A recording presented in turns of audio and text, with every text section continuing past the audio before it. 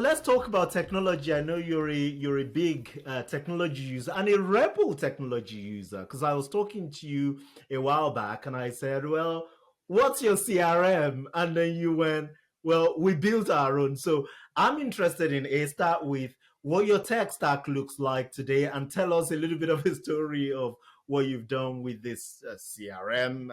I don't want to use the term back office, but off you go. Yeah, so I mean, if we're the rebel, I guess the evil empire would have been the CRM and back office and client portal software that we were using before. So we did look, when you get started, when you're building a firm, you work with what's available at the time. So you go with all the leading tech and you build out the tech stack from there, right? So we adopted one of the major players in the CRM market. And within a very short space of time, we were hitting up against problems. It was built on pretty old technology. It was ugly. It was hard to work with. It was just a constant daily frustration. And we looked around. I mean, I'd done a lot of work for my previous firm around CRMs and around cash flow planning software. And we had all sorts of firms come in and present, and we looked at lots of different solutions.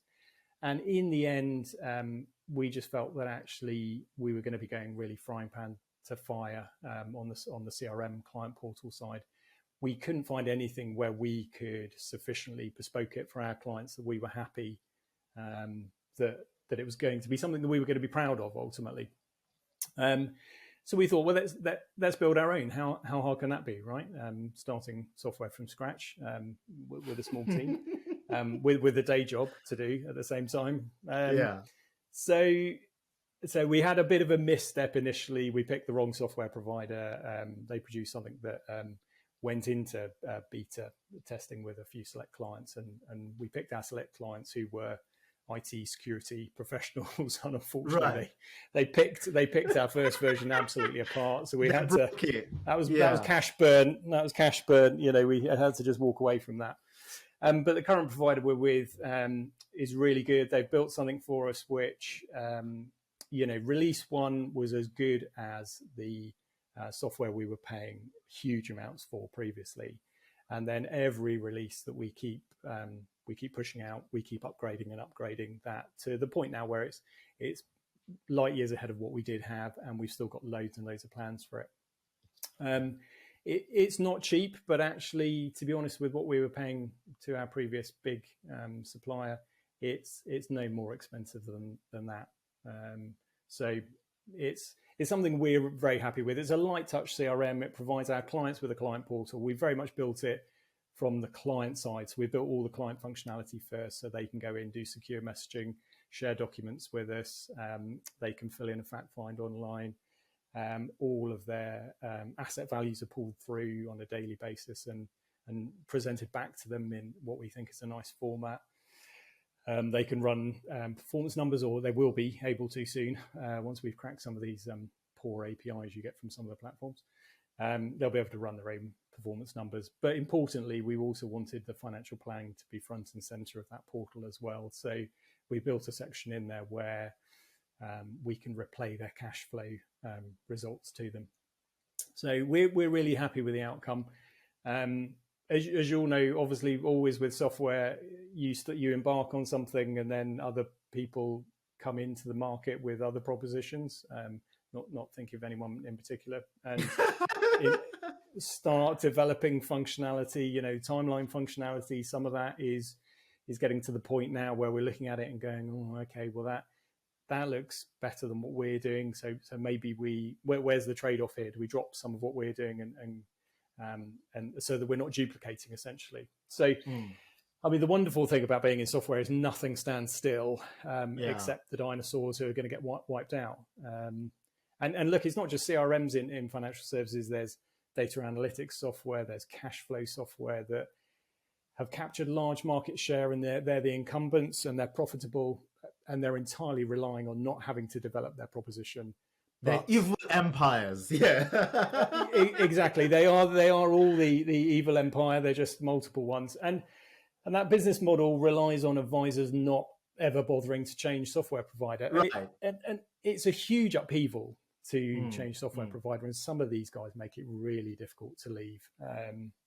We had to pay our old CRM provider. We had to pay them to extract our own data, our own client data. Yeah, we had to pay them to for them to give us our data back, which is extraordinary as a business model goes. But the danger for all those firms is that if they don't develop and they don't improve and innovate, someone else will come along and eat their lunch. So it's an exciting time. I don't know how you feel, but in fintech at the moment, it feels like quite an exciting time. Lots of people trying different things. I don't think all of it's going to work, to be honest, but there's lots of people trying, and that's great. That's a great ecosystem for advisors, actually, at the moment. Yeah, absolutely. I couldn't agree anymore with your assessment of, where advisor tech has been. We have all these, in my view, legacy systems that were built literally 20 years ago, 25 years ago. They weren't built for the current world that we live in.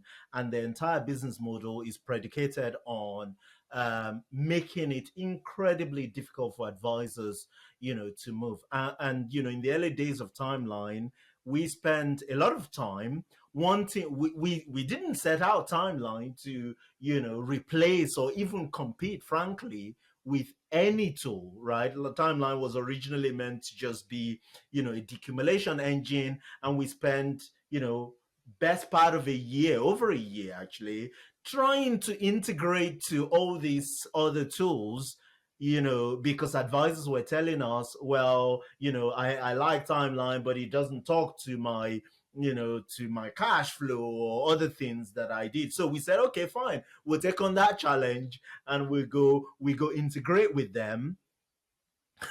And this is just completely, it's a mess. Many of them don't have APIs. The ones that have APIs really, it's not very good, right? So we went 100% sort of in a different direction, and we said, sod it, we're going to do this. We're now going to evolve Timeline to a point where we replace 3, 4, 5 different pieces of technology. So we introduced the fact find, the cash flow, the portfolio analytics on Betafolio.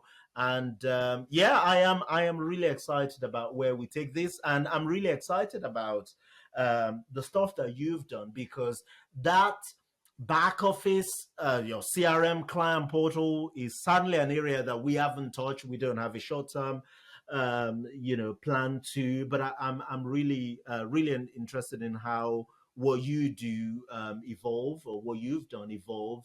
I see a couple of firms who are taking, the way I like it to put it, taking their own sort of future in their own hands. You guys are one. Our friends over at Rock Wealth, I'm sure you know these guys.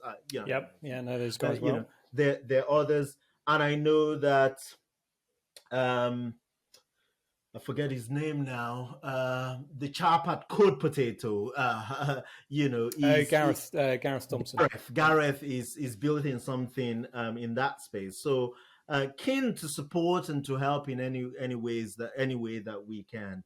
All right, we'll see how that evolves. So let's bring this back home. One of the big questions that I really wanted to get your opinion on is, this is in 2 dimensions, this big trend towards consolidation, right?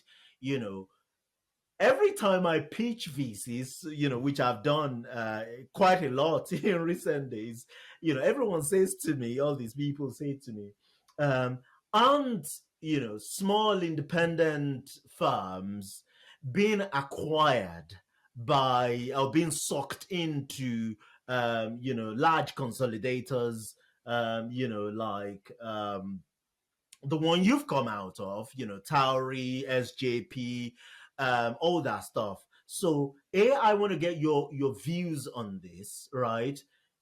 Do you, I guess you must see a future in small independent firms, running their own business, taking control of their own destiny, if you like, versus these big consolidators that are gobbling everything up.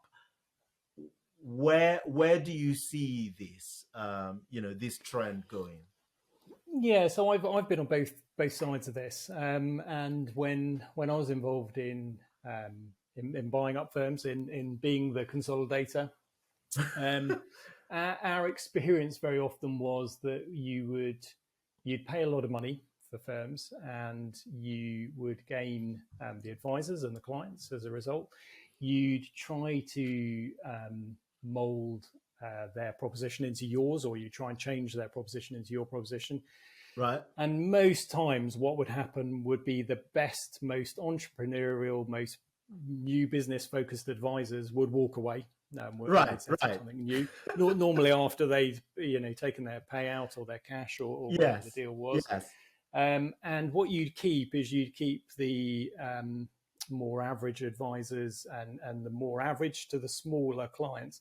And the problem with the big consolidators is actually, which I don't think is well known, particularly from the firms that invest in them, is what you end up with is this ever-growing tail of unprofitable clients. So I know the finances of some of those big consolidators, and some of them have got horrible-looking finances where no one ever takes away from them the small client. They lose teams of advisors, but those teams of advisors never come back and take away the small client. And these firms have had to ramp up their charges. I mean, in some cases, taking 3% a year in sort of total vertically integrated costs from these clients. And they're still losing money. And if you look at the breakdown of their clients by volume, they've now got more clients in that loss-making space than they have in their core client space. And frankly, the only way that they're keeping those clients on board is by cross-subsidizing them with their bigger clients, charging their bigger clients where there are big profit margins to be had on a percentage basis, and that's cross-subsidizing that smaller client base. And that's a real issue, because actually what you're doing, consolidators very, very often are averaging down the quality of their book all the time. Because you lose your top guys take the top most profitable clients. You're constantly averaging down the quality of the client base that you're looking after, and then it becomes a numbers game, right? So then you cut service levels because you can't afford to service those clients profitably. So that was my own experience. I mean, my experience doesn't go industry wide. I'm sure there's some consolidators out there who say they were doing a brilliant job. But actually what you then get is you get some really good guys who have set up businesses, small to medium-sized businesses, typically strong team. Often they'll take a team of people with them.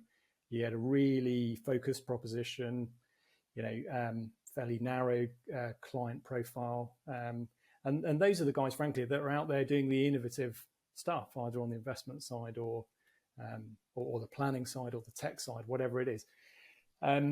And we, to a degree, I would consider us to be one of those. But I know of several that have teams of people that have come out of the big firms that have built some really great propositions, very client-centric, very client-focused, very compliant, doing the right thing, and really high-quality advice and high-quality advisors. And I think that's, all the story is about consolidation,